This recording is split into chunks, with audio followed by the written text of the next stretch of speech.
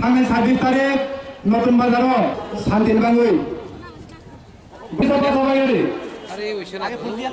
हामथायनि बिसिंतै हालका हामफायनो सुताबाव मांगो फैनाय दंबाय मांगो जों खबरबाय दङ जोंनि मुख्यमंत्रीनि 26 तारिखआव नतुन बाजाराव प्रग्राम थायो फैफोराव फैनाय दंनि मंजाता रचना देवी ममता रानी उर्वशी कन्या गोविंद कुमार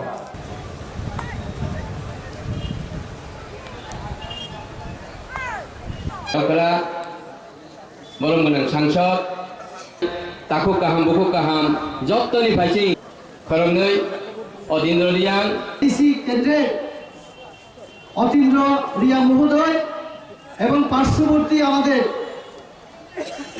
उपस्थित आमादेर आरेक प्रार्थी सम्राट जमातिया महोदय आमार जिला सम्पादक मंडलेर आमादेर सभापति सह उपस्थित सकल नेतृबृंद विशाल मात्राय शुधु এই করবুক নতুন বাজার মালবাসা কেন্দ্রে যারা ভোটার আপনারা যারা আমার মায়ের সমান মায়েরা বোনেরা গুরুজন যারা স্বজন মণ্ডলী কার্যকর্তা বৃন্দ এবং আমাদের যারা মিডিয়া বন্ধু বা যারা বাড়িতে বসে বসে আমাদের কথা শুনছেন সকলকে আমার ব্যক্তিগত তরফ থেকে এবং আমাদের পার্টির তরফ থেকে সবাইকে শুভেচ্ছা এবং নমস্কার আমি জ্ঞাপন করছি।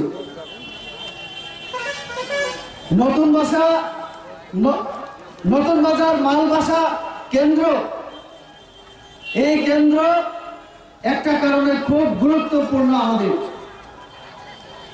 এই কেন্দ্রে আমরা বন্ধুত্বপূর্ণ লড়াইয়ে আমরা অবতীর্ণ এবারে বোঝা যাবে বিজেপি ছাড়া কাদের কত ক্ষমতা আছে বিজেপিকে বাদ দিয়ে আর কোন দলের জয়লাভের ক্ষমতা আছে আমরা দেখব 10 তারিখ আমি একটা জায়গায় বলার চেষ্টা করেছিলাম বিজেপি ছাড়া নরেন্দ্র মোদী ছাড়া সবাই জিরো শূন্য আমাকে অঙ্ক শেখানোর চেষ্টা করা হয়েছে আমি তাদের উদ্দেশ্যে বলবো 10 তারিখ জিরোর যে মান কত আপনারা বুঝতে পারবেন শুধু 10 তারিখের অপেক্ষায় আছে ত্রিপুরাবাসী আমি অনেক ভেবে চিন্তে বা যিনি জিরো আবিষ্কার করেছেন তিনি অনেক কিছু চিন্তা ভাবনা করে কিন্তু জিরোর যে আবিষ্কার করেছেন একের পরে যদি আমরা জিরোকে লাগাই তার যে মূল্য কত সেটা আগামী 10 তারিখ টের পাবে তার জন্য এই কেন্দ্রে যে নির্বাচন ত্রিপুরা রাজ্যে 28টা নির্বাচন যে ক্ষেত্র তার মধ্যে সবথেকে গুরুত্বপূর্ণ নির্বাচন ক্ষেত্র এই নির্বাচনী লড়াইয়ে প্রথম থেকে আমরা যে সমস্ত কথাবার্তা শুনছি সেই কথাবার্তাগুলি কি কেউ কেউ বলছে থামসা তিপ্রাসা সঞ্জয় জমাতিয়া কি তিপ্রাসা না অতীন্দ্র রিয়াং বাবু কি তিপ্রাসা না না সম্রাট জমাতিয়া তিপ্রাসা না কোনটা রেবতী তিপ্রাসায় আমরা কোন দলে আছি ভারতীয় জনতা পার্টি যারা 130 কোটি মানুষকে নিয়ে চলে 130 কোটি মানুষ যারা সাধারণ গরিব অশিক্ষিত এই দেশের জন্য যারা প্রত্যেক দিন চিন্তা করে তাদের সঙ্গে আমরা চলছি তাদেরকে একতাবদ্ধ করার জন্য আমরা কাজ করছি আমাদের শ্যামাপ্রসাদ মুখার্জি দীনদয়াল উপাধ্যায় এই ভারতবর্ষকে পৃথিবীর মধ্যে সেরা দেশ হিসেবে দেখতে চেয়েছিলেন তাদের যে স্বপ্ন সেই স্বপ্নকে সার্থক করার জন্য আমরা কাজ করছি এরকম একটা দলের আমরা কার্যকর্তা আমরা এই একতা এই খামসা আমরা চাইছি ত্রিপুরা রাজ্যের মধ্যেও 19টা জনজাতি সম্প্রদায় তার বাইরে বাঙালি, হিন্দু, মুসলিম, বৌদ্ধ, খ্রিস্টান, আরো মণিপুরি থেকে শুরু করে যত সম্প্রদায় ধর্মের লোক, আমরা তাদের মধ্যে থানচা আমরা চাইছি। এই থানচা যখন হবে, তখন হবে আমাদের মুখ্যমন্ত্রীর যে স্বপ্ন, এক ত্রিপুরা শ্রেষ্ঠ ত্রিপুরা। আর এই যে এক ত্রিপুরা শ্রেষ্ঠ ত্রিপুরাকে যারা ভেঙে তছনছ করে আমাদেরকে জাতি জনজাতির মধ্যে বিভেদ করতে চায়, তারাই শুধু ত্রিপ্রাসা কথা বলে। এই কথা আমাদের মনে রাখতে হবে। তারা কোনোদিন একতা চায় না, তারা কোনোদিন থানচা চায় না। তারা রাজনৈতিক কারণে শুধু একটা অংশের মানুষের থানচা চায়। আর সেই থানচাতে রেবতী ত্রিপুরাবাদ, অতীন্দ্র রিয়াংবাদ বা অমুক মোটবাদ, অমুক চাকমাবাদ, কেন আমরা বাদ?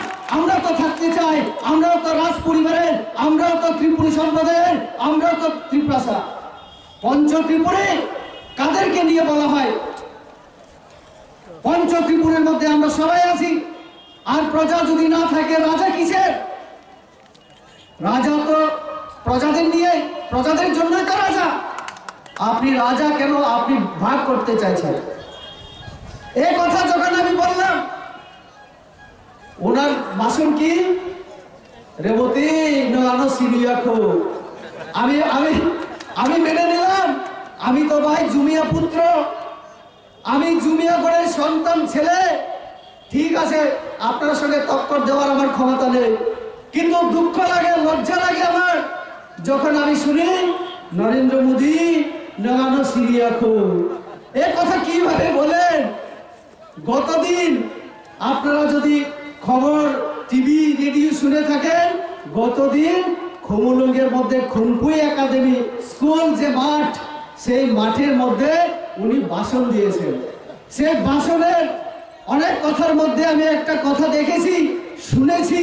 তিনি বলছেন 10 তারিখ রেজাল্ট হওয়ার পরে 11 তারিখ থেকে তিনি আবার লড়াইয়ের ময়দানে নেমে যাবেন।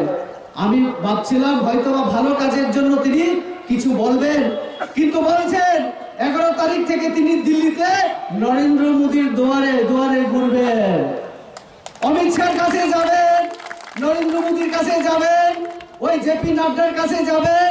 তাহলে কেন আপনি বলছেন নরেন্দ্র মোদী নানো সিরিয়াখো? আরে অভাব। নরেন্দ্র মোদী যদি এতই ক্ষুদ্র হয়, আবার নরেন্দ্র মোদীর কাছে আর উনি যাবেন, তাহলে তো রেবতী ত্রিপুরাই ঠিক, আমার এই অতীন্দ্র বাবু ঠিক, আমার সম্রাট জমাতিয়াজি ঠিক, বিপ্লব দেবজি ঠিক। কারণ রেবতী ত্রিপুরার কাছে যদি কোনো কথা আপনারা বলেন, আমি ডাইরেক্ট নরেন্দ্র মোদীর কাছে বলতে পারবো, 1 ঘন্টার মধ্যে বলতে পারবো। আর তারা যদি যায়, আর এই থানচা আনারস বা আরো কি, তারা যদি যায় দিল্লিতে, আমরা কি দেখেছি আমাদের মধ্যে অনেকে, আমিও তো অন্য দলে ছিলাম, আমাদের মধ্যে অনেকে আঞ্চলিক দল করে আজকে বিজেপিতে আমরা এসেছি। ওই কংগ্রেস বিজেপি সেই সময়কার কথা আমরা যদি বলি, কংগ্রেস আমলের কথা, অথবা আঞ্চলিক দলগুলি যদি দিল্লিতে যায়, 10 দিন 12 দিন দিল্লিতে ঘুরতে ঘুরতে আর সময় কাটে না। প্রধানমন্ত্রী আর মন্ত্রীদের দপ্তরে, মানে মন্ত্রীদের সঙ্গে দেখা করার সুযোগ আর হয় না। কেন হবে? কারণ সিপিএমরাও আগে শুধু ভক্ত, বকাবকি, গালাগালাজ, মানে গালিগালাজ, কেন্দ্র বঞ্চনা। এখন আবার শুনছি কিছু কিছু আঞ্চলিক দল নরেন্দ্র মোদী নানো সিরিয়াখো। এই কথা শোনার পরে নরেন্দ্র মোদী কেন দেখা করবেন তাদের সঙ্গে? কেন দেখা করবেন? আর যদি এই এডিসির উন্নয়নের জন্য, ত্রিপুরার উন্নয়নের জন্য যদি তারা দাবি নিয়ে যেত দিল্লিতে, তাহলে আমাদের নরেন্দ্র মোদী অবশ্যই তাদের সঙ্গে দেখা করতেন, অবশ্যই তাদের সঙ্গে কথা বলতেন। কিন্তু আমাদের যে একতা, আমাদের যে ঐতিহ্য, ত্রিপুরাকে এগিয়ে নিয়ে যাওয়ার জন্য আমার বিপ্লব দেবের নেতৃত্বে যে কর্মযজ্ঞ চলছে, এটাকে স্তব্ধ করে দেওয়ার জন্য, এটাকে বন্ধ করে দেওয়ার জন্য, আমাদের শান্তি সম্প্রীতি বিনষ্ট করার জন্য তারা কাজ করছে। তাদের সঙ্গে কেন দেখা করবে? তার জন্য আমাদের বুঝতে হবে যে থানচা পলিটিক্যাল রাজনৈতিক দলের মাধ্যমে সম্ভব না। যে থানচার কল্পনা করছেন, সেটা থানচা কোনোদিন আসবে না। আর যদি হতো, তাহলে এই যে ত্রিপুরা হয়েছে কতদিন হলো, কয়দিন অঙ্কা থাকুক, মাত্র কয়েক মাসের মধ্যে চিন্তাবন নুখা অনন্ত দেববর্মা নাকি মামা সুখিনী, অনন্ত দেববর্মা নাকি মামা সুখিনী হয়ে গেছে। পুরুমানি বিশুতে ও রাজ্যনি বড়রণ শোষণ থেকে মহাশোষণ খাইলেনখা এবং ও রাজ্যনি বড়রণ বঞ্চনা নি শিকারেখা এবং রাজনৈতিক নামে বেশিরভাগ অংশ বড় নিজের অধিকার মানিয়া গণতন্ত্র তত সেবি উঠার পাইখা আজ আগাবনো ও এলাকার বিগত 25টা বছর এইসা উন্নয়ন নামানি আংলিয়া। তো 2018 নির্বাচনী পরে তাও যে হাসতে হাফাং তথা বিপ্লব দেব শ্রদ্ধেয় মুখ্যমন্ত্রী বিপ্লব দেব নেতৃত্বে যে চিন্তাধারা এবং ভারতবর্ষনী প্রধানমন্ত্রী নরেন্দ্র মোদী যে চিন্তাধারা চিন্তা নিবিসিত রাজ্য কাইসা উন্নয়নে হাওয়া সিনারি সংখ্যা এবং এই উন্নয়নে হাওয়া আনাচে কানাচে যতনিক থানি जों পোষাইনি চেষ্টা খাইখা কিন্তু দুর্ভাগ্যক্রমে সরকার ফাইমানি লগে লগে হাসতে হাফাং ফাইমানি লগে লগে COVID-19 বা করোনা ভাইরাসের কারণে जों যতটুকু খাইনা তংমানি আবো খাইমানিয়া কারণ আং এজ এ ব্লক চেয়ারম্যান হিসাবে আং সাইমানো ও এলাকা বোবাই অবস্থা তংমানি এবং হাসতে হাফাং অর্থাৎ ক্ষমতা ফাইমানি হলো যেভাবে উন্নয়নী দিশা যেভাবে উন্নয়নী হাওয়া আবার তুলনা চেষ্টা খাইমানি সামান্য একটা দাগ কাছাকা কিন্তু এই করোনা ভাইরাস বা COVID-19 जों যেভাবে মোকাবেলা করাইখা ও ত্রিপুরা হাসতে আইকা বাবু আমসানি বড় গোबां मान आक्रांत दंमानि गोबां मान थैना दंमानि थैनायनि থেকে जों मुक्ति माखा साबनि कारणे मुक्ति माखा भारतबर्षनि प्रधानमंत्री जे चिंताधारा बर्तमाननि त्रिपुरा राज्यनि त्रिपुरा हासते हाफां नि मुख्यमंत्री বিপ্লব দেবনি চিন্তাধারা ভাই তিনি ও হাসতেও আসে করোনা ভাইরাস ফাইফানে जों বেশি আক্রান্ত হইলিয়া আবো চিনি কাইসা সৌভাগ্য আবো চিনি কাইসা উপহার কাজে আপনি বেশি কিনে উন্নয়ন চিন্তাবো খাইনা না থাং তংবো তো যেহেতু নির্বাচন বসকাঙ্গো গোনাं সালনैनि सिगाङो ও আমসাইও কাইসা রাজনৈতিক দল আত্মপ্রকাশ খাইবেকা আমঙ্গা ত্রিপুরা মথানি চেয়ারম্যান का बुबागरा हायकबा प्रद्युत किशोर देवबर्मा महोदय बोताम सारानी चेष्टा खलाइखा सबको लेके थानसा होना पड़ेगा थानसा तो थानसा नि चेष्टा खलाइखा थानसा साबुङै मानसि और थानसा नि चेष्टा खाइथेनि थांनि साबु सौइखा त्रिपुरा राज्यआव विशेष खलाइलै आनि जनजाति अंशनि बरं दं नेतृत्व लुबे এবং ব্যক্তিগত স্বার্থ লোভে বিভিন্ন সময় বিভিন্ন রাজনীতি খাইতে খাইতে বড়নি থানি একদম তলাও সব যাক আর বড় রড থানসানি জায়গা থাঙ্কা তো থানসা খেলাইমানি আঙুই এই যে তিনি বুবাগ্রা হাই একেবারে প্রদ্যুৎ কিশোর দেববর্মা ত্রিপুরা মথানি চেয়ারম্যান বিশ্রামগঞ্জ কাইসা সভা খাইপ্র অঙ্কাঙ্কা মুক্তি হনানি বাদ দংখা মুক্তি মকলনি মুক্তি কলাইখা जों साइमानो বিভিন্ন কাহিনী নিবিসিংতি হাইকা শাস্ত্র নিবিসিংতি সাইমেনো রাজানি মুক্তি হাও কলাই কাহকাকে রাজানি প্রজার দুর মানে অঘটন গতেও হাইকা দেশ দুর্ভিক্ষ নামো আর কক সাজা তংমানি তো ও জায়গা जों কাবনে সানাই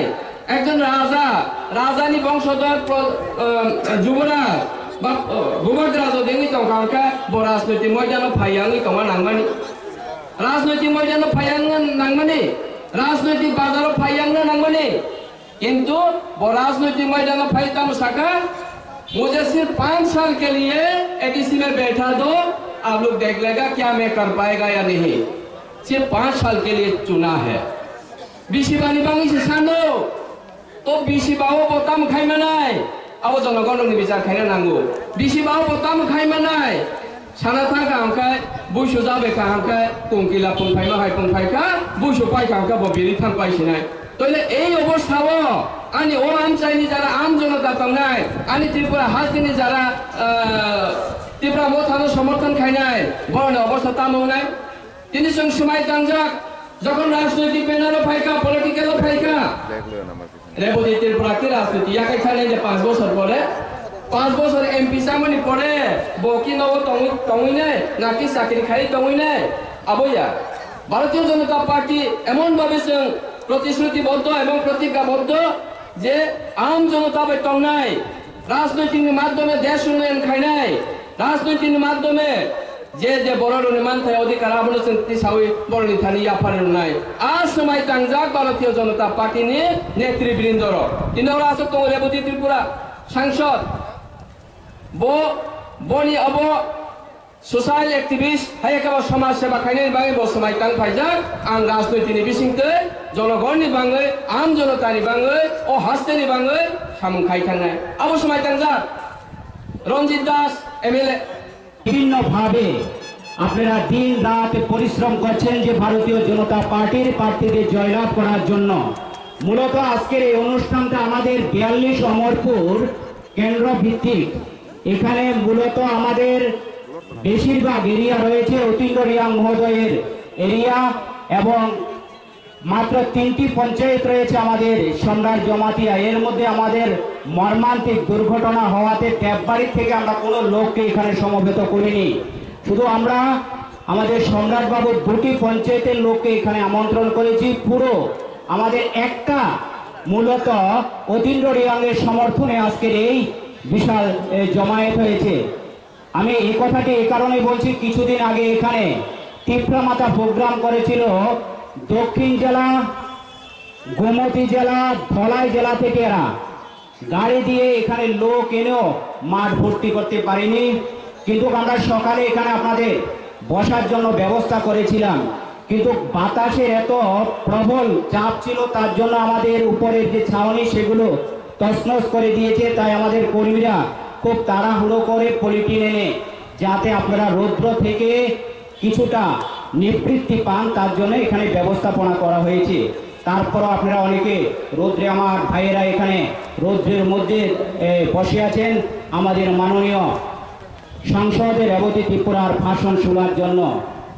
মাননীয় রেবতী মোহন ত্রিপুরা বলেছিলেন যে এবারের লড়াইটা হবে ভূমিপুত্র আর রাজার মধ্যে লড়াই। ভূমিপুত্র আপনারা যারা আছেন তারা ভূমিপুত্র, ভূমির সঙ্গে যাদের সম্পর্ক তাদের লড়াই হবে রাজার সঙ্গে। কে সে রাজা? যে রাজা রাজবংশদের অপমানিত করছেন। কোন রাজা কোনো একটা জাতি গোষ্ঠী রাজা হতে পারে না।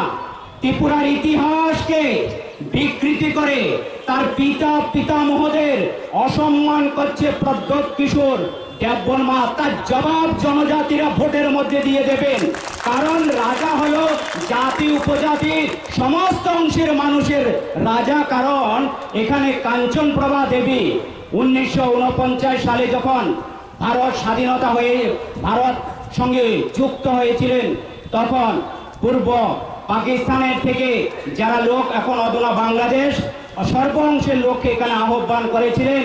তিনি বলেছেন একটা জাতি গোষ্ঠী তখনই উন্নতি হয় যখন উন্নতি জাতি গোষ্ঠীর আমি সংস্পর্শে থাকবো, তখনই সে জাতি গোষ্ঠী শিক্ষায় দীক্ষায় তার গবেষণায় সেই সাহিত্যে সে বিস্তার লাভ করতে পারে। কোন দল বা কোন ব্যক্তির সংকীর্ণতার মধ্যে গণ্ডির মধ্যে যদি আবদ্ধ থাকে সে জাতি গোষ্ঠী কোনোদিন সে উন্নতি করতে পারবে না। তাই প্রদ্যোৎ কিশোর জনজাতিকে আবার ওই আপনার 200 বছরে ফিরিয়ে নেওয়ার চক্রান্ত করছেন। তাই তার বিরুদ্ধে এবারের ভোট হবে ভূমিপুত্রদের ভোট হবে, যেটা রেবতী মোহন ত্রিপুরা বলছেন প্রত্যেকটা ভোট আপনাদের গুরুত্বপূর্ণ ভোট। এই ভোটে এডিসিতে যে সমস্ত আঞ্চলিক দল রয়েছে তারা যত জনবিচ্ছিন্ন হবে ত্রিপুরা তত ডেভেলপমেন্ট হবে।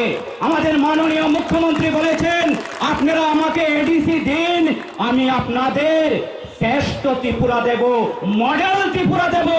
কারণ এডিসি ছাড়া ত্রিপুরা মডেল ত্রিপুরা হতে পারে না। আমার একটা হাত যদি অকেজু হয়ে যায়, অন্যের দ্বারা যদি সেটা পরিচালিত হয়, তাহলে আমি ত্রিপুরাকে মডেল ত্রিপুরা করতে পারবো না। আমাদের মাননীয় মুখ্যমন্ত্রী সে আহ্বান করেছেন।